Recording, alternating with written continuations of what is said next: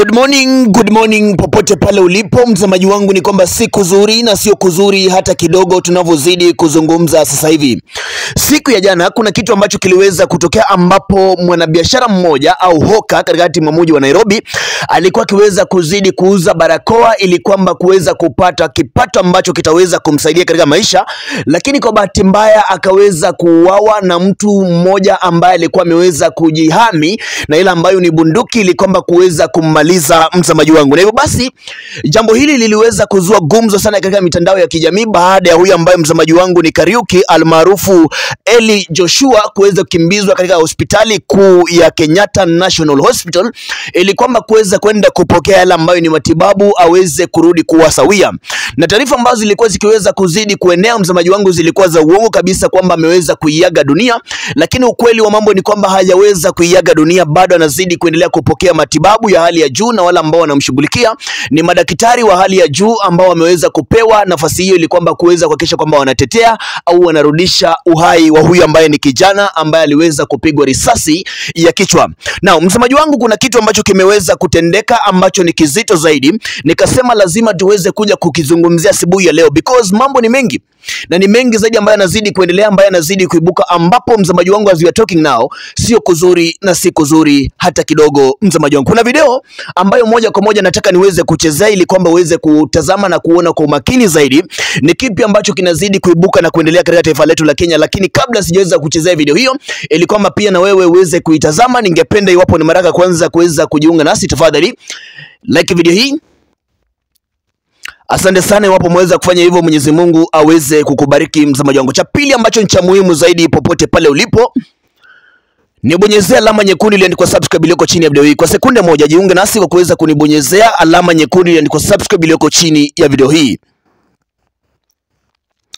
Asante sana kuweza kujiunga nasi. Basi karibu moja kwa moja ili kwamba tuweze kuangazia karibu moja kwa moja ili kwamba niweze kukufahamisha kila ambacho mtazamaji wangu kinazidi kuendelea, manake viongozi wengi zaidi wameonekana kashifu jambo ambalo limeweza kuibuka au ambalo liliweza kutokea mtazamaji wangu. Mmoja wao ni huyu ambaye ni mbunge wa Embakasi Babu Owino. Ningependa uweze kumtazama kisha ukiweza kumaliza kumtazama kuna kitu ambacho sijaweza kukuelezea ambacho nitaweza kukuelezea mwishoni akimaliza kuzungumza. Thank you, ladies and gentlemen. I'm Babu Owino, Member of Parliament for Embakasi East constituency. I stand before you today not just as a voice of concern, but as a citizen who is deeply outraged by the senseless violence we are witnessing. The recent attacks by goons on innocent people are not just cowardly. They are a direct assault on the values we hold dear as a society: the value of peace, the value of dignity and justice. Let me be clear today with what is happening in Nairobi at the CBD. There is no place for violence in a civilized society. No ideology, no agenda, no grievance justifies raising a hand against another human being.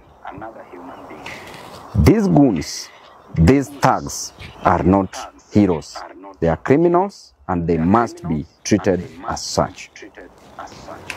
We cannot and will not remain silent when our fellow citizens are beaten, harassed and intimidated. Silence in the face of such brutality is complicity. It is our moral duty to speak up, to demand accountability, and to ensure that those responsible are brought to book. I also take this opportunity to condemn the senseless killing of one innocent protester at the CBD today by a police officer. An officer whose responsibility is to protect lives and to protect property. But instead, these officers resorted into taking lives. I want to condemn this with the contempt it deserves. And I want to warn this officer, having known very well what is happening in this country, that his own boss is going to be charged for murder. How can you move further to kill an innocent protester whose only mistake is to go on the street to protest against the death of one of their own, the death of one Albert Ojwang, who was senselessly killed too? in the hands of the police officers. Such police officers are criminals. Such police officers must be condemned. Such police officers must take plea, must be charged with murder.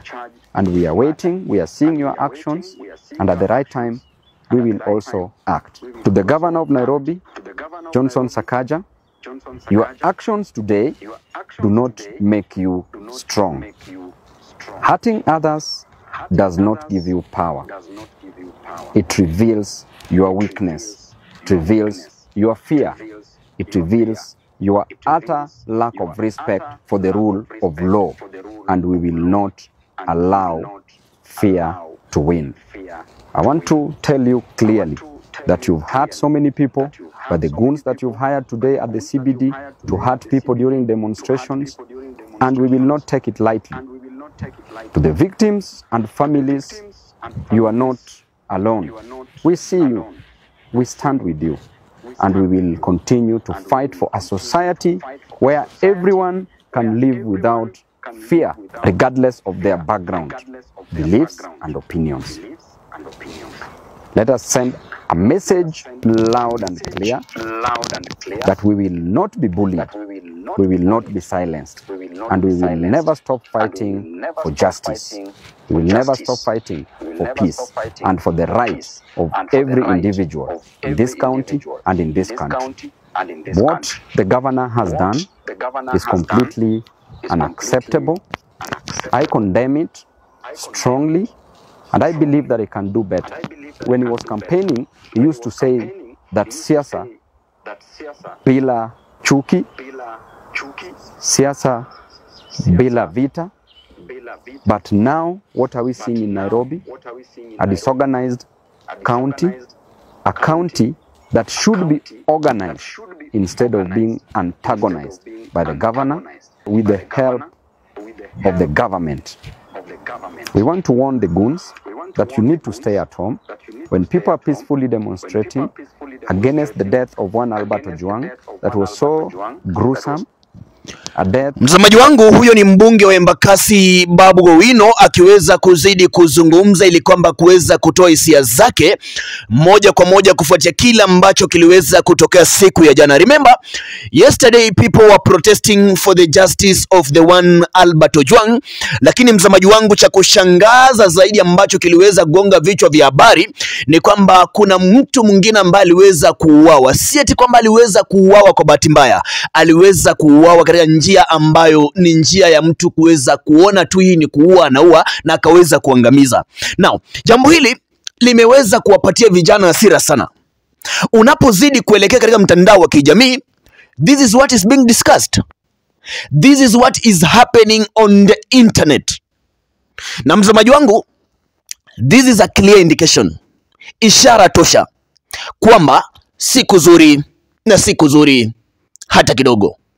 Unajua, wakati ambapo haya yote yanazidi kuibuka na kuendelea, mtazamaji wangu, yule ambaye anazidi kupata wakati mgumu zaidi si mtu mmoja, si watu wawili, ni serikali yote ya Rais William Samoei Ruto. Because hapa Babu Owino ameweza kuzungumza na akasema kwamba kila ambacho Sakaja aliweza kukifanya ni kitu ambacho sio kizuri. So according to Babu Owino, he is claiming kwamba aliyehusika, aliyechochea, aliyesababisha yote haya au goons kuweza kujitokeza katika ile ambayo ni streets si mtu mwingine, ni governor. Na mtu wa pili, mtazamaji wangu, ni huyu ambaye ameweza kuondoka. Sijui nisema ameondoka ama ametoroka, manake labda alijua kila ambacho kitaweza kutendeka akaweza kuondoka katika taifa. Yule ambaye, mtazamaji wangu, anafahamika kama the ghetto president, Gaucho. Kumbuka pia naye ameweza kuzungumza, na ambacho ameweza kuzungumza, mtazamaji wangu, kwa kweli kimeweza kuzidi kuwapatia hasira, ambapo pia katika video ambayo nitaweza kuletea baadaye itakuwa ikiweza kuzidi kuashiria, kuonyesha yale mazito ambayo, mtazamaji wangu, yanazidi kuibuka na kuendelea moja kwa moja katika taifa letu la Kenya. Siku ya leo sitaki niweze kuzungumza sana mtazamaji wangu. Je, swali ambalo ningependa ni kuachia siku ya leo, wale goons ambao uliweza kuwaona katika streets, inasemekana kulingana na Babu Owino, kulingana na Wakenya, kwamba there is chances kwamba ni gavana ndiye ambaye aliweza kuhusika. Mtazamaji wangu, who do you think is sponsoring these goons? Unadhani ni nani? Ndilo swali ambalo ningependa ni kuachie kwa sasa.